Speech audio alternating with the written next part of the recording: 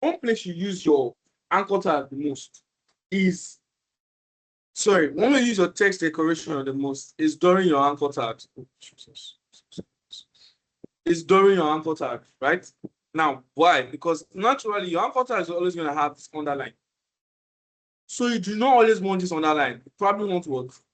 Remove it or reduce it. Now, how do you do that? You use your what? Text decoration. I can say text decoration of what? None.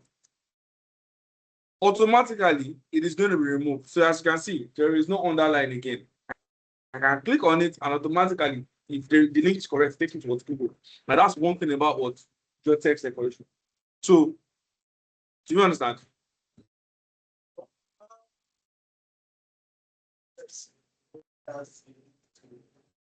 If you know it's a link now, you are going to make sure that you give enough description. For instance, this is enough description. Google, I can say click here. That's a link. If I change that place to click here, what will happen? And apart from that, also check it out. If I over on this one,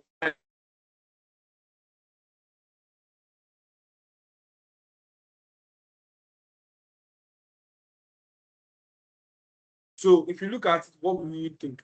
That's a link. Why? It is changing from what to a pointer. This is a link.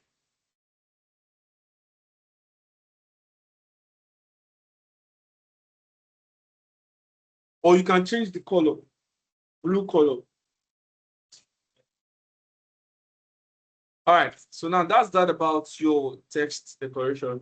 Let's talk about text align. So when we talk about text align, what does text align mean? Text align simply means I'm trying to align my text wherever I want. Naturally, all of your texts are aligned on the left, starting on the left. So I can take this, my H1 now. So I can say, oh, H1, I no longer want to align it to the left. I want to say text align it to the center. What happens? It's going to move from the center, from the left to the center. I can still say, no, I want to change to the right. And then you see it and on the right. So I'm going to change the center just to like make it look welcome to class. Now, this is how your text align looks.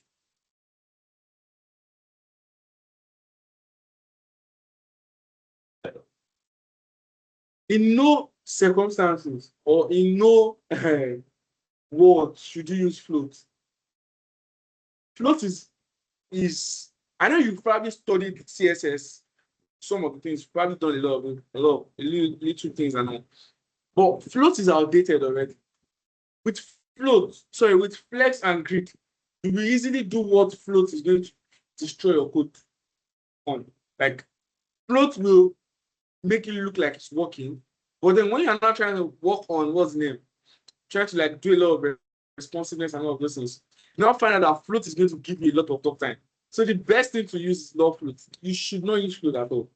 Float is not an alternative to text align. As well, it's not an alternative. It's not a good alternative to what display.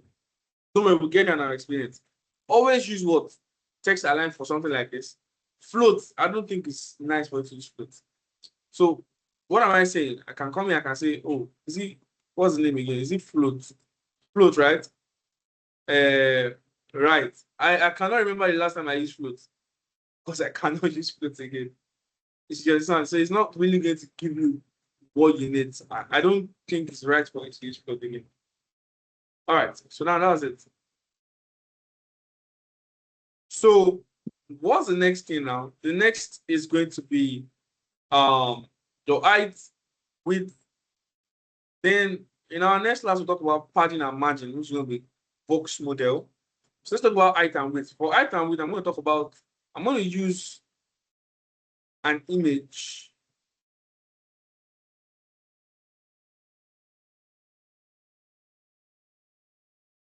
Now, for instance, let's say I take this.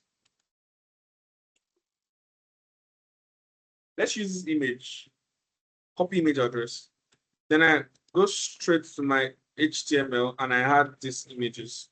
So I'm going to say image source with let's say planet Earth Good. Now let us check it out. You're going to see how big it looks like and how distorting it might look.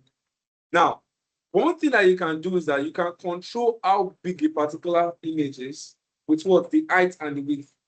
Now I can go ahead and I can say, oh, in my code, I can come right, I can say images or IMG, right?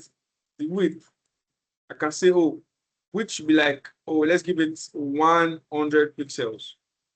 Now check it out.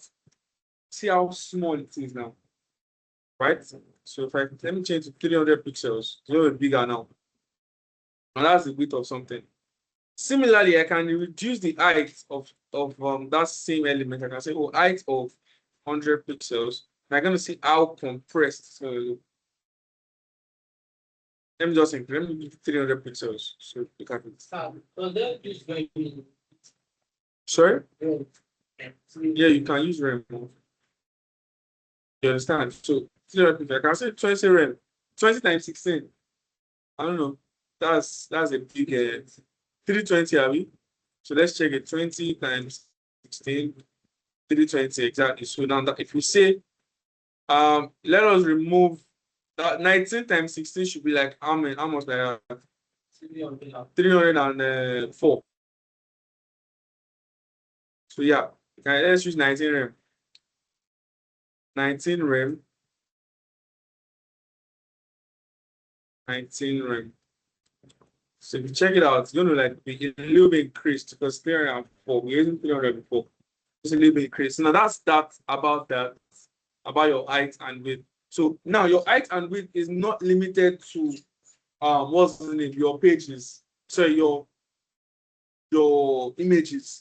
You can use height and width for a particular what's the name? For a particular section. You can use height and width for a particular element. It does not just, it's not limited to your images. Height and width is just saying I'm determining how wide or how tall something is going to be, or a particular element is going to be. Do we understand? All right, you just go ahead and just take this down. Then I'm going to see if I'm going to start box model today. Let's just go ahead and write this down for now.